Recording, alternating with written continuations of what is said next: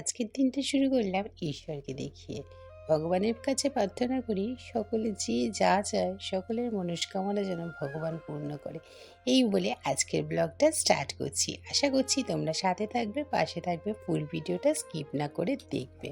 Hey guys, good morning. Welcome back to my another video. তো সকাল সকাল তোমাদের সামনে চলে আসলাম একটা ব্লগ নিয়ে।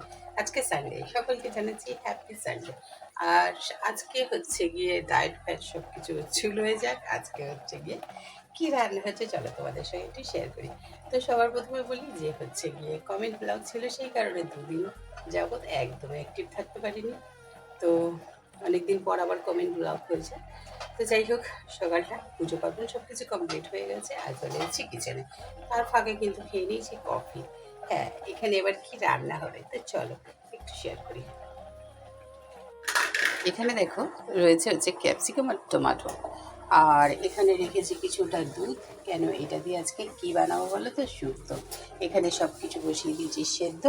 আর এখানে উচ্ছেটা হচ্ছে গিয়ে আমি ভাজবো, বেগুনটা ভাজবো, এগুলো আলাদা রেখেছি। চলো, আর এখানে রয়েছে চিকেনটা একদম ফ্রিজারে থাকে বলে তো জানো সকলে যে কী অবস্থা হয়। তো চলো, জলে দিয়ে রেখেছি, এগুলোকে একটুখানি এবার নেব। আচ্ছা, এখানে রয়েছে মশলা, সারা সপ্তাহের মশলা এখন হচ্ছে গিয়ে বানিয়ে নেব।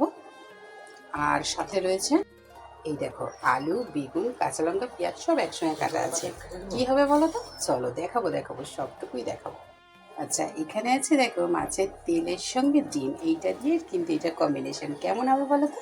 আর একটা জিনিস দেখাই, এখানে 4 পিস মাছ ভাজা হবে, সেটা তোমাদের দাদাভাই বলছে যে মাছ ভাজা খাবে, তো সেই কারণে 4টে মাছ ভাজা হচ্ছে রেখেছি, মানে ভাজবো।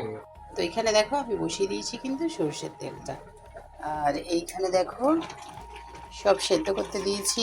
সজনে ডাঁটা আছে, বিনস আছে, কলা আছে, পেঁপে আছে, আলু আছে, সিম আছে, রাঙা আলু আছে।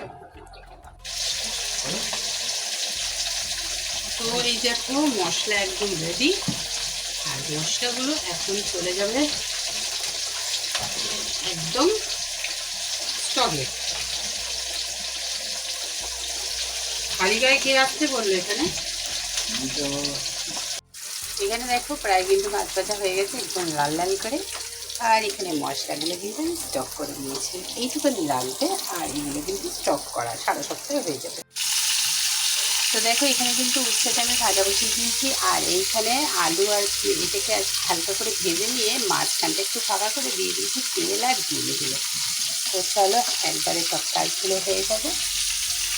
এখানে দেখো মাছ ভাজা কিন্তু কমপ্লিট হয়ে গেছে, কিন্তু তোমাদের দাদাভাইয়ের মুডটা চেঞ্জ হয়েছে। মাছ ভাজা খাবেন না, এখন খাবে মাছের কালিয়া।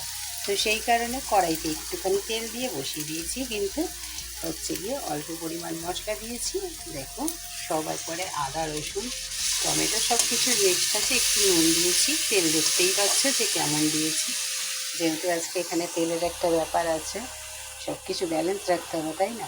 এখানে আলু দিয়ে, বেগুন দিয়ে, মাছের ডিম তেল দিয়ে কিন্তু ভাজা হয়ে গেছে। তো চলো এর মধ্যে একটু হলুদ গুঁড়ো আর একটু লঙ্কার গুঁড়ো অ্যাড করি। তো দেখো এখানে কিন্তু মাছের কালিয়া একদম রেডি হয়ে গেছে, একদম কষা কষা। এখানে দেখো একটুখানি দেখো বলছি, এখানে দেখো একটু নিয়ে নিয়েছি বড়িটাকে ভাজবো। আর এখানে একটু আলু কটা ছিল বেশি, তো সেই কারণে ভাবলাম চলো চিকেনের মধ্যে দিয়ে দিই। চিকেনে আজকে আলু দেওয়ার নেই, তো ক্যাপসিকাম দিয়েই করার কথা, তো সেই কারণে ক্যাপসিকামগুলোকে হালকা করে একটু ভেজে নিচ্ছি, সঙ্গে বড়িটা। এখানে দেখো চিকেন কষা হচ্ছে, মানে বসিয়ে দিয়েছি কষা করতে। আর একদম আঁচটা ধিমা আঁচ করে দিয়েছি। এখানে নিয়ে নিয়েছি দেখো আমি পোস্ত আছে, চারমগজ আছে, তার সঙ্গে আছে হচ্ছে রাঁধুনি। আর এইখানে সর্ষের গুঁড়োটাকে জাস্ট একটু জলে ভিজিয়ে রাখবো। আচ্ছা, এখানে দেখো আমি কিন্তু একটা পেস্ট বানিয়ে নিয়েছি। তো এবার পেস্টটা দেবো, তার আগে হচ্ছে গিয়ে কড়াটাতে তো একদম কালো হয়ে গেছে সব পুড়ে টুড়ে। তো যাই হোক, এখন হচ্ছে গিয়ে আমি আপাতত এই যে দেখো রাঁধুনি যেহেতু খাওয়া হয় না, সেজন্য ছোট্ট একটা প্যাকেট আনা হয়েছে। তো দেখো এখানে কিন্তু আমি সমস্ত মিশ্রণটা দিয়ে দিয়েছি। আর যেহেতু হচ্ছে গিয়ে দুধ শুক্তো করবো, সেহেতু কিন্তু হলুদটা আমি অ্যাড করিনি, সেই জন্য কালারটা কিন্তু হোয়াইট কালারই হবে। আর এখানে চিকেনটাকে একদম ধিমা আঁচে করে রেখেছি, বুঝতেই পারছো এক হাতে সব কাজ সব দিকে পড়ে আছে।